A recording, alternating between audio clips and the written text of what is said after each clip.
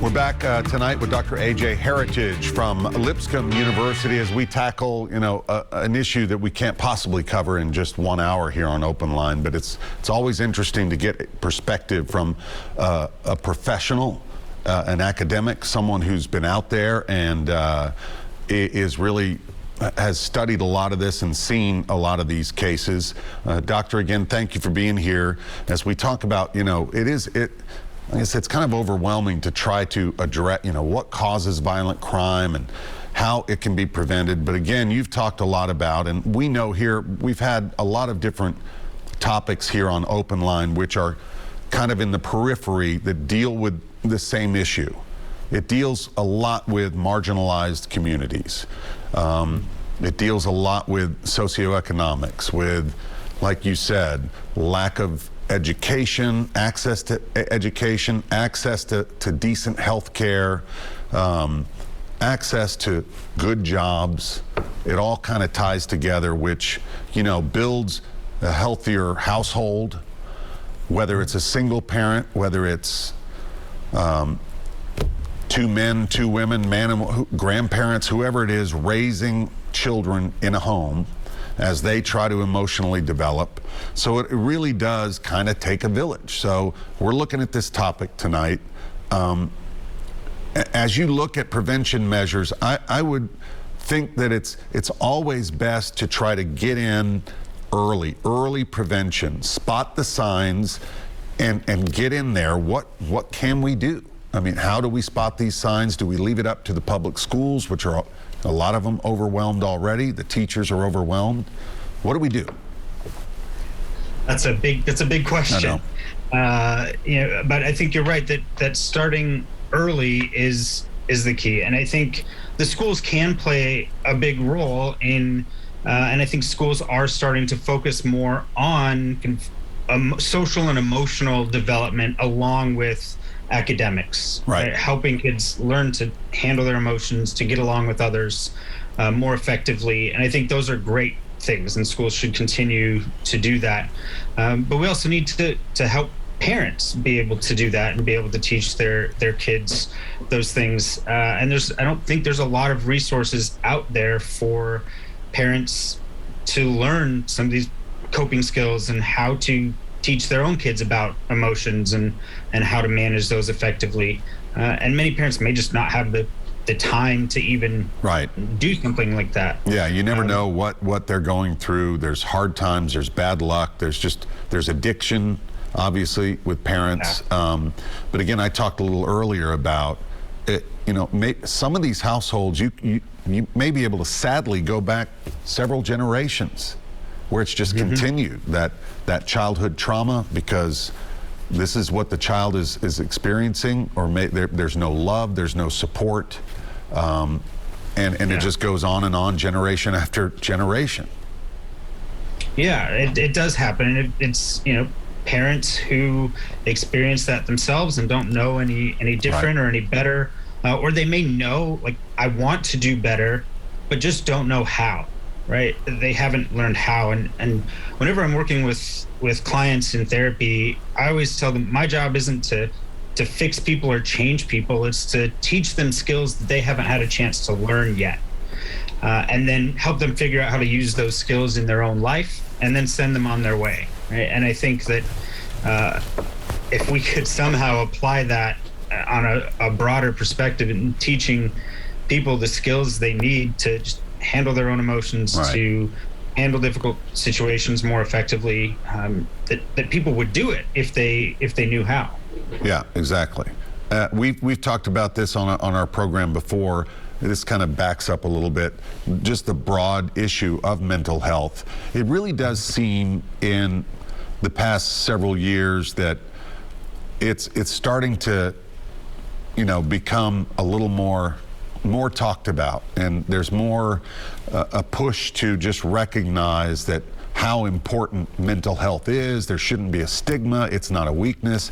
I've told people, I went to a counselor, for a while after I got divorced, and I tell people it was great. Really helped me kind of rethink some things as a male and as an adult, and there's no shame. And I've told male friends of mine, female friends of mine, get someone you can talk to who's a professional, they're trained, and they really can kind of give you some tools to rethink situations. It's very helpful. So that stigma, especially for young males, trying to overcome that because they don't want to be seen as weak or whatever, that's a hurdle. But if they can get there and just start talking to someone who listens, I think that's a huge step. It is. It's definitely a huge step. And, even myself as a psychologist, like, I've gone to therapy. Oh, yeah. Right. It's, I know all these things, but it's harder to do them for myself than it is to talk to other people. So we all need these skills. We all need someone to work through these things with. And I think it's great when athletes and movie stars or musicians will come out and talk about mental health. Well, I think AJ Brown with the Tennessee Titans, so brave to come out and say, look, I've had struggles, and last year I was really at a point where he was considering ending his own life, and he got help, and now he wants to talk about it to help. And I think that's a great role model for these, especially young men, out there. That is, that's great. And I know just a few months ago, Jason Isbell, recording artist, did a thing with Vanderbilt on addiction and talked about his story and came out with that, and has been real open with it and about how much being in recovery has really changed his life. Right. And so I think getting the more of those stories we can get out there, the better, and the more people that experience it, the better. Yeah, and you don't have to share if you don't want to, people, but if you do, you might be able to help someone. Do you think, and by the way, we do have a caller on hold. Hang in there, caller. We're going to get to you in just a second. Appreciate your patience. As we talk about the pandemic these past 2 years, whenever I am with a friend or a family member who may be just, frustrated and struggling, like everyone has, that's what the first thing I say is just remember this: it's not as bad as you think, and that everyone's going through this, so you're not alone, first of all. But do you think on the flip side of this pandemic that maybe it has helped, gotten more people to seek help, talk about it, talk to each other about stress and anxiety and everything that has come with all these restrictions? I hope it has, and I think it has. I think it's been just undeniable for the last 18 months, right? Right.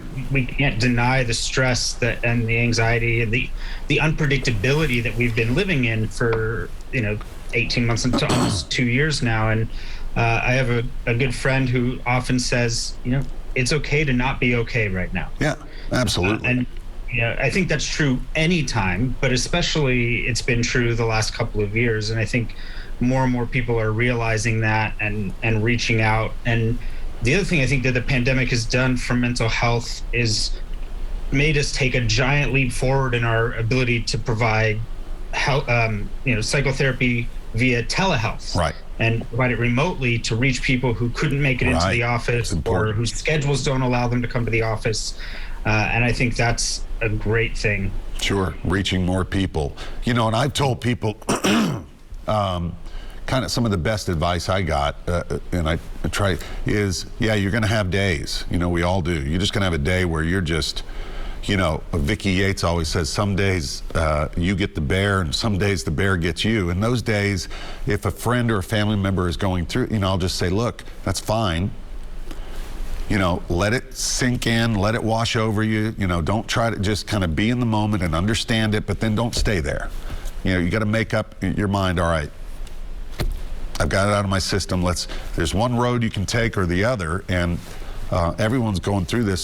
So take the positive glass half full road if you can, and that's what helps me anyway. All right, I'm going to stop there because I want to get Vincent on the line. I apologize, Vincent. Welcome to Open Line. What's on your mind? Yes, excuse me. Thank you, Rhori, for taking this call. Sure. First one, I want to say congratulations on you taking your first steps, seeking out some counseling, because I did also. I was working in law enforcement and correction department.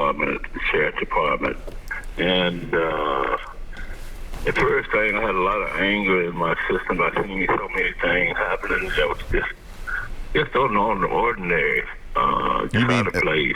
in your job in law enforcement? There's a lot of stuff, heavy stuff you had to deal with, right? Right, and it's because being green from the country, I just never imagined some of the things, and parents never told me about some of the things, and I was just in awe of some of the stuff, and I was just blown away, and then we got to working with the juveniles, and these governors, Redison from McWhirter and all, they messed everything up for the juveniles. A lot of them didn't believe in counseling. I said that adult counseling in corrections helped the juvenile counseling out. But it started out in juvenile first. Right. And that helped out a lot of juveniles. I'm talking about they just really mainly wanted to do security, and they didn't want to do no counseling to help them guys get it out of the system. Well, yeah. So, Dr. like it was up in East Heritage was Tennessee. mentioning that, yeah. So they're focused more on the punishment and the incarceration instead of rehabilitation. Right. And so finally coming around to us, we had to work hand in hand to resolve the situation. And some of those juveniles facilities especially up in East Tennessee, I mean, they was rough, man, and we had to go up there a couple of times before they decided to split it up into juvenile corrections. Right. But really what I'm going to say is, if you don't seek counseling or have somebody you could air out and have a system you could air out, you're going to be in bad shape. Right. And, I mean, it shows, too, Vincent, how important, how we talk about physical health and you got to get out and walk and work out. But, it's time that we started tying in the mental health with that. It's just as important. Right. I had to seek it out to the VA because I was angry, and I had to seek it out to the VA, and I tried to get my ex-wife to do it, and she refused it. And now she just broke down a mess, because it's sad. It's sad. You can't just gossip about it. You can't just gossip about it. You got to seek somebody in the office and just that know what they're talking about. Vincent, before you go, when you were working with some of these juveniles, were you able to have any kind of a breakthrough or a connection with any of them? Did you see hope? Did you see some kids who you could tell just needed help? Were reaching out for that, wanted it? Yes, I know a lot of them like that. And see, what the counselors don't say, a lot of these kids have been bullied, and a lot of them don't even have education at all, not even a 5th grade education. And they're embarrassed around the other kids because they can't read and write. And even the adult inmates of prisons, a lot of them can't even read and write, so they become bullies. So, and it's embarrassing. I never thought I'd see stuff like that, So, but you're right. You make a breakthrough if you able to communicate with them.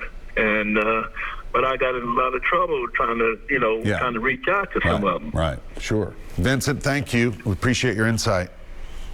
Thank you so much, Ian. All right, we're going to talk a little more about some of the stuff he brought up after this break. Stay with us.